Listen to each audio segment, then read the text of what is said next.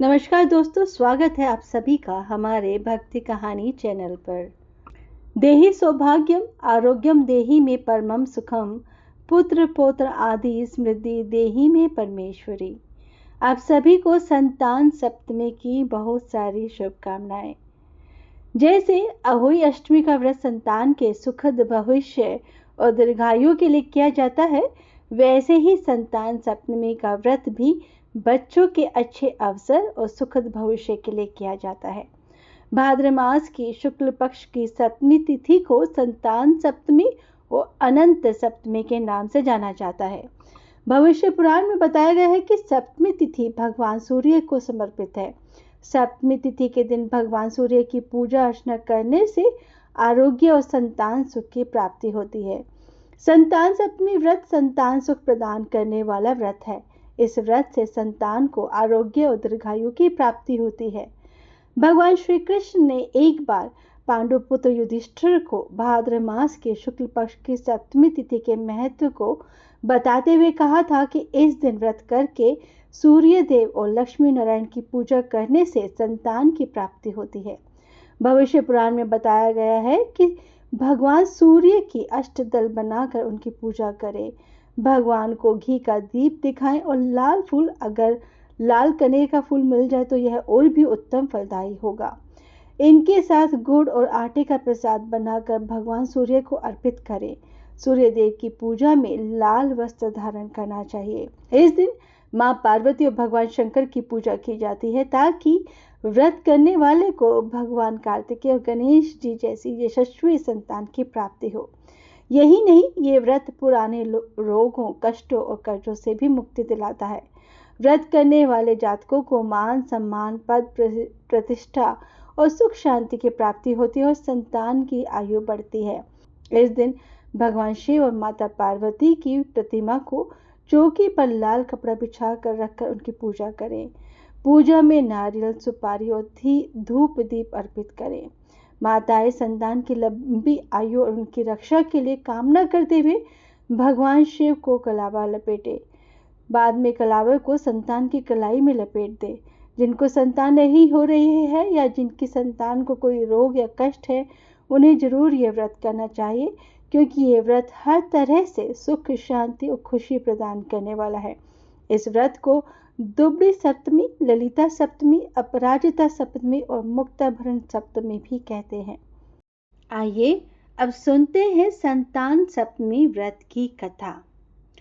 एक दिन महाराज युधिष्ठिर ने भगवान से कहा कि हे प्रभु, कोई ऐसा उत्तम व्रत बताइए जिसके प्रभाव से मनुष्य के सांसारिक दुख कलेश दूर होकर वे पुत्र एवं पौत्रवान हो। यह सुनकर भगवान बोले, हे राजन, तुमने बड़ा ही उत्तम प्रश्न किया है। मैं तुमको एक पौराणिक इतिहास सुनाता हूँ, ध्यान पूर्वक सुनो। एक समय श्री लोमश ऋषि ब्रजराज की मथुरापुरी में वासुदेव देवकी के घर गए। ऋषिराज को आया देख करके दोनों अत्यंत प्रसन्न हुए तथा उनको उत्तम आसन पर बैठाकर उनकी अनेक प्रकार से वंदना तथा सत्कार किया। फिर मुनि के चरण को धोकर अपने घर तथा शरीर को पवित्र किया। मुनि प्रसन्न होकर उनको कथा सुनाने लगे। कथा के कहते कहते लोमश ऋषि ने कहा कि हे देवकी, दुष्ट दुराचारी पापी कंस ने तुम्हारे कई पुत्र मार डाले, जिसके कारण तुम्हारा मन अत्यंत दुखी है। इसी प्रकार राजा नहुष की पत्नी चंद्रमुखी भी दुखी रहा करती थी, किंतु उसने संतान सप्तमी का व्रत विधि विधान सहित किया, जिसके प्रताप से उसको संतान का सुख प्राप्त हुआ। यह सुनकर देवकी ने हाथ जोड़कर मुनि से कहा कि हे ऋषिराज, कृपा करके रानी चंद्रमुखी का संपूर्ण वृत्तांत तथा इस व्रत का विधान विस्तार सहित मुझे बताइए, जिससे मैं भी इस दुख से छुटकारा पाऊं। लोमश ऋषि ने कहा, हे देवकी, अयोध्या के राजा नहुष की रानी का नाम चंद्रमुखी था। वे अत्यंत सुंदर थी। उसी नगर में विष्णुगुप्त नाम का एक ब्राह्मण रहता था। उसकी स्त्री का नाम भद्रमुखी था। वह भी अत्यंत रूपवान और सुंदर थी। रानी और ब्राह्मणी में अत्यंत प्रेम था। एक दिन वे दोनों सरयू नदी में स्नान करने के लिए निमित्त गए। वहां उन्होंने देखा कि अन्य बहुत सी स्त्रियां सरयू नदी में स्नान करके निर्मल वस्त्र पहनकर एक मंडप में श्री शंकर एवं पार्वती जी की मूर्ति स्थापित करके उनकी पूजा कर रही हैं। रानी और ब्राह्मणी यह देखकर उस मंडप में गई और उन स्त्रियों से पूछा, हे बहनों, यह तुम किस देवता का और किस कारण से पूजन व्रत कर रही हो? यह सुनकर स्त्रियों ने कहा कि हम संतान सप्तमी का व्रत कर रहे हैं। अभी हमने शिव पार्वती का पूजा चंदन अक्षत आदि से षोडोपचार विधि से किया है। यह सभी इसी पुनीत व्रत का विधान है। यह सुनकर रानी और ब्राह्मणी ने भी इस व्रत के करने का मन ही मन संकल्प किया और घर वापस लौट आई। ब्राह्मणी व्रतमुखी तो इस व्रत को नियम पूर्वक करती रही, किंतु रानी राजमद के कारण कभी इस व्रत को करती, कभी भूल जाती। कुछ समय बाद वे दोनों ही मर गई। दूसरे जन्म में रानी ने बंदरिया और ब्राह्मणी ने मुर्गी की योनि पाई। इधर ब्राह्मणी मुर्गी की योनि में भी कुछ नहीं भूली थी और भगवान शंकर तथा पार्वती जी का ध्यान करती रही। उधर रानी बंदरिया की योनि में भी थी, तो भी रानी सब कुछ भूल गई। थोड़े समय के बाद इन दोनों ने यह देह भी त्याग दी।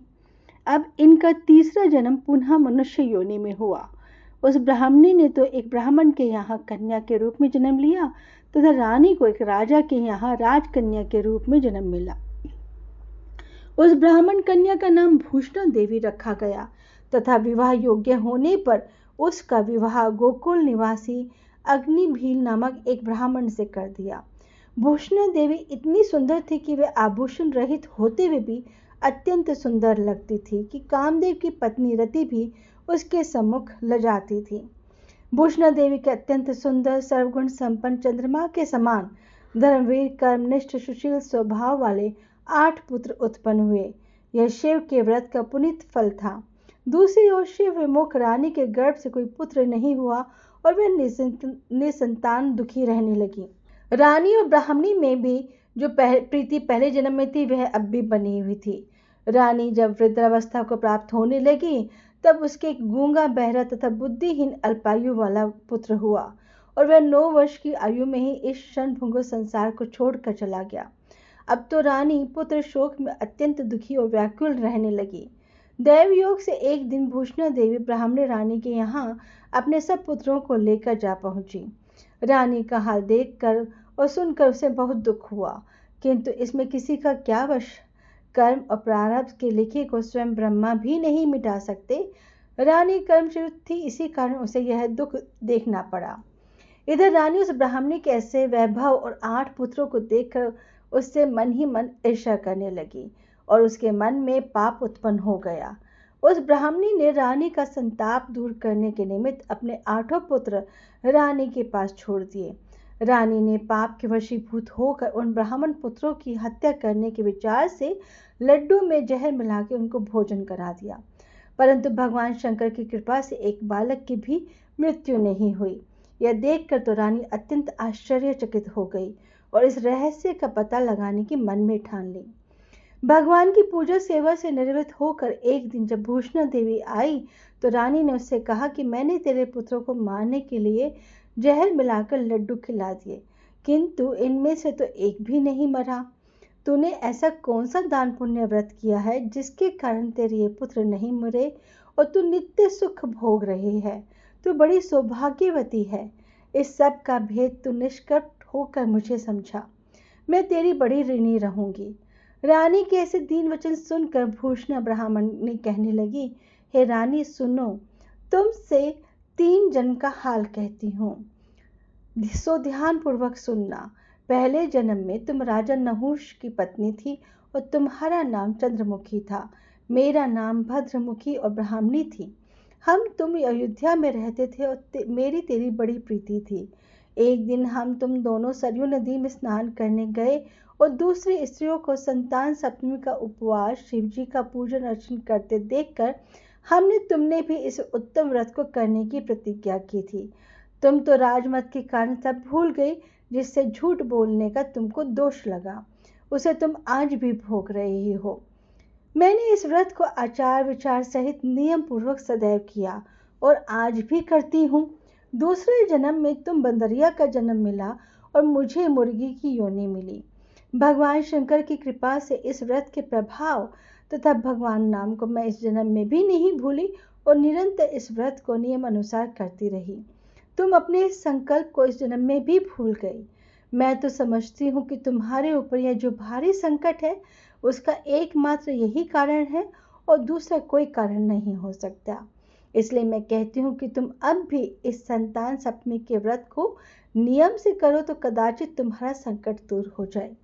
लोमश ऋषि ने कहा कि हे देवी, भूषणा ब्राह्मणी के मुख से अपने पूर्व जन्म की कथा तथा व्रत के संकल्प की बात सुनकर रानी को भी पुरानी बातें याद आ गई और वह पश्चाताप करने लगी।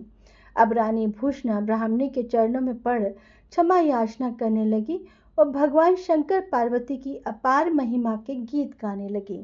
उसी दिन से रानी ने नियम अनुसार संतान सप्तमी का व्रत किया, जिसके प्रभाव से रानी को संतान सुख भी मिला तथा संपूर्ण सुख भोग कर वह रानी शिवलोक को गई। भगवान शंकर के व्रत का ऐसा प्रभाव है कि पथभ्रष्ट मनुष्य भी अपने पथ पर अग्रसर हो जाता है और अंत में ऐश्वर्य भोग कर मोक्ष पाता है। लोमश ऋषि ने आगे कहा कि हे देवकी, इसीलिए मैं तुमसे भी कहता हूँ कि इस व्रत को करने का दृढ़ संकल्प अपने मन में करो तो तुमको भी अब संतान सुख प्राप्त होगा। इतनी कथा सुनकर देवकी हाथ जोड़कर लोमश ऋषि से कहने लगी, हे ऋषिराज, इस पुनीत व्रत को अवश्य करूंगी, किंतु आप इस कल्याणकारी एवं संतान सुख देने वाले व्रत का विधान, नियम, विधि आदि विस्तार से समझाइए। यह सुनकर ऋषि बोले, हे देवकी, ये पुनीत व्रत भादो के महीने के शुक्ल पक्ष की सप्तमी के दिन किया जाता है। उस दिन ब्रह्म मुहूर्त में उठकर किसी नदी अथवा कुएं के पवित्र जल से स्नान करके निर्मल वस्त्र पहनने चाहिए। फिर श्री शंकर भगवान तथा जगदम्बा पार्वती जी की मूर्ति की स्थापना करें। इन प्रतिमाओं के सम्मुख सोने चांदी के तारों का अथवा रेशम का एक गंडा बनावें। उस गंडे में 7 गांठें लगानी चाहिए। इस गंडे को धूप दीप अष्टगंध से पूजा करके अपने हाथ में बांधे और भगवान शंकर से अपनी कामना सफल होने की शुद्ध भाव से प्रार्थना करें। तदंतर मीठे पुए बनाकर भगवान को 7 पुओं का भोग लगाए और साथ ही पुआ एवं यथाशक्ति सोने अथवा चांदी की अंगूठी बनवाकर इन सब को एक तांबे के पात्र में रखकर उनका षोडशोपचार विधि से पूजन करके किसी सदाचारी, धर्मनिष्ठ, कर्मनिष्ठ और सत्यपात्र ब्राह्मण को दान में दे देवे। उसके पश्चात 7 पुआ स्वयं प्रसाद के रूप में ग्रहण करें। इस प्रकार व्रत का पालन करके करना चाहिए। प्रति मास की शुक्ल पक्ष के सप्तमी के दिन हे देवकी, इस व्रत को इस प्रकार नियम पूर्वक करने से समस्त पाप नष्ट हो जाते हैं और भाग्यशाली संतान उत्पन्न होती है। अंत में उसे शिवलोक की प्राप्ति होती है। हे देवकी, मैंने तुमको संतान सप्तमी का व्रत संपूर्ण विधान विस्तार सहित वर्णन कर दिया। इसको अब तुम नियम पूर्वक करो, जिससे तुमको उत्तम पूर्ण आयु संतान प्राप्त होगी। इतनी कथा कहकर भगवान आनंद कंद श्री कृष्ण ने धर्म अवतार युधिष्ठिर से कहा कि श्री लोमश ऋषि इस प्रकार हमारी माता को शिक्षा देकर चले गए। ऋषि की कथन अनुसार हमारी माता देवकी ने इस व्रत को नियम पूर्वक किया, जिसके प्रभाव से हम उत्पन्न हुए। यह व्रत विशेष रूप से स्त्रियों को तो कल्याणकारी है ही, परंतु पुरुषों को भी समान रूप से कल्याणदायक है। संतान सुख देने वाला, पापों का नाश करने वाला यह उत्तम व्रत, जिसे स्वयं भी करे और मनोकामना पूर्ण होने पर दूसरों से भी कराए। नियम पूर्वक जो कोई इस व्रत को करता है, भगवान शंकर एवं पार्वती की सच्चे मन से आराधना करता है, वह निश्चय ही अमर यश प्राप्त करके अंत में शिवलोक को प्राप्त होता है। इस तरह से संतान सप्तमी व्रत की यह कथा संपूर्ण हुई। जय भोलेनाथ, जय माता पार्वती। आइए अब सुनते हैं दुबड़ी साते की कहानी। एक साहूकार था, उसके 7 बेटे थे। बेटों के विवाह के फेरों के पूरा होने से पहले ही बेटे मर जाते थे। इस प्रकार 6 बेटे मर गए। डरते डरते 7वें बेटे का विवाह मांडा। सब बहन बेटियों को बुलाया। सबसे बड़ी बुआ पीहर आते समय मार्ग में एक कुम्हार के यहाँ रुकी। उसका मन बुझा हुआ था, कोई खुशी नहीं थी। कुम्हार ढाकनी गढ़ रहा था। बुआ ने पूछा, तू क्या कर रहा है? वे बोला कि गांव के साहूकार के बेटे का विवाह है, उसी के लिए ढाकनी गढ़ रहा हूँ, पर उसका बेटा मर जाएगा। बुआ ने पूछा कि बेटा नहीं मरे, इसका कोई उपाय नहीं है क्या? कुम्हार ने बताया कि यदि बींद की कोई बुआ दुबड़ी साथ का व्रत करे, ठंडा खाना खाए, कांटा फांसे, बींद के सारे नेग उल्टे करे, गालियां देती रहे, फेरे के समय कच्चा दूध और तांत का फंदा लेकर बैठ जाए, आधे फेरे होने के बाद एक सांप बींद को डसने आएगा, तब उसके सामने कच्चे दूध का करवा रख दे। जब सांप दूध पीने लगे तो उसे तांत में फंदे में फंसा ले। जब सपनी उसे छुड़ाने के लिए आए तब बुआ उसे वचन ले कि तू मेरे सब भतीजों को जिंदा कर, उनको बहुएं दे, तो ही मैं तेरे पति सांप को छोड़ूंगी। सारी बात सुनकर बुआ वहां से रवाना हो कपीहर में अपने घर में गालियां देते हुए घुसी। सब उसके व्यवहार से बड़े ही अचंभित रह गए, पर कोई कुछ नहीं बोला। आखिर बुआ जो ठहरी, सारे नेग उल्टे करती गई। घर की अन्य औरतें कुछ बोलती तो भी ध्यान नहीं देती। जिद करके बारात भी पिछले दरवाजे से ही निकलवाई। उसी समय सामने का द्वार टूटकर गिर गया। सब बुआ की प्रशंसा करने लगे। अब तो वह जैसा कह रही थी वैसे ही सब मान रहे थे। फिर जिद करके बारात में शामिल हो गई। साहूकार फिर भी नाराज ही था। उसने कहा, ये जाएगी तो मैं नहीं जाऊंगा, वैसे भी मैं जाता हूं तो मेरे बेटे मर जाते हैं। वो नहीं गया। बारात को रास्ते में बरगद के पेड़ की छाया में से निकालने लगे तो गालियां देते हुए उसने बारात को धूप में से ही निकलने की जिद की। उसकी जिद के चलते जब बारात को धूप में से निकालने लगे तभी एक बहुत बड़ी डाल टूटकर गिर गई। सब फिर से बुआ की प्रशंसा करने लगे। फिर दूल्हे को बुआ की जिद के कारण दुल्हन के घर के पिछले द्वार से अंदर ले जाने लगे। तभी आगे का दरवाजा टूटकर गिर गया। फिर वह गालियां देते हुए फेरे में भी बैठ गई। जब सांप आया तो उसने उसे फंदे में फंसा लिया। जब सर्पनी उसे छुड़ाने आई तो बुआ बोली, हे सर्पनी, मैं तेरे पति को तभी छोड़ूंगी जब तू मेरे सारे भतीजों को जीवित कर देगी, उनको बहुएं भी दे देंगी। तू मुझे वचन दे। सर्पनी बोली, मैं तुझे वचन देती हूँ, ऐसा ही होगा। बुआ ने सांप को छोड़ दिया। धूमधाम से विवाह संपन्न हुआ। सब बुआ जी से बहुत खुश हो गए। जब बारात लौटने लगी तो रास्ते में दुबड़ी साथ एक बुढ़िया के रूप में मिली। उसने भी दुबड़ी साथ की पूजा और व्रत करने के लिए कहा। बुआ ने कहा, मैं दुबड़ी साथ की पूजा कराना चाहती हूँ, व्रत कराऊंगी, पर कैसे कराऊं, समझ में नहीं आ रहा। बुढ़िया मुस्कुराती हुई वहां से चली गई। उसके जाने के बाद पूजा के बारे में सोचते हुए जब बुआ गाड़ी में से उतरी तो देखा कि वहां दुबड़ी साथ का पाटिया मंडावा रखा था। पूजन सामग्री भी रखी हुई थी। ताजा दूब उगी हुई थी। पूजा करने की विधि तो उसे पहले से ही पता थी। उसने पूरे मन और श्रद्धा के साथ पूजा की, बायना निकाला, कांटा फंसाया और कथा कही। बारात गांव में पहुंची। जब साहूकार ने सातों बेटों को जीवित देखा तो उसे बहुत ही आश्चर्य हुआ। सारे बेटे साहूकार के पैर पड़ने लगे तो साहूकार बोला, बेटा आज अगर तुम पुनः जिंदा हो सके हो तो अपनी बुआ के कारण। ये जीवन तुम्हारी बुआ का दिया हुआ है, इसलिए सब इनके पैर पड़ो। बाद में साहूकार ने सारे गांव में ढिंढोरी पिटवा दी कि अपने बच्चों के जीवन की रक्षा के लिए हर कोई दुबड़ी साथ का पाटिया मांडेगा, व्रत करेगा, पूजा करेगा, बायना निकालेगा, कांटा फंसाएगा और कहानी सुनेगा। हे दुबड़ी माता, जैसे साहूकार के बेटों के जीवन की रक्षा की, वैसे ही तुम सबकी रक्षा करना। अब सुनते हैं दुबड़ी सपनी की गणपति की कथा। एक ब्राह्मण था। वो प्रतिदिन सुबह नदी पर स्नान करके जाता और गणपति की पूजा करता था। ब्राह्मणी को इससे बड़ी ही चिढ़ होती थी। एक दिन उसने जब ब्राह्मण नदी पर गया हुआ था तब गणपति की प्रतिमा को छुपा दिया। ब्राह्मण स्नान कर लौटा और प्रतिमा के लिए पूछा तो उसने नहीं दी। ब्राह्मणी बोली, मैं दिन भर खटती रहती हूँ, तुम निखट्टू पूजा पाठ के बहाने आराम फरमाते रहते हो। ब्राह्मण बोला, तू कुछ भी कर ले, मैं तो मेरे गणपति की पूजा किए बिना अन्न का एक दाना भी मुंह में नहीं डालूंगा।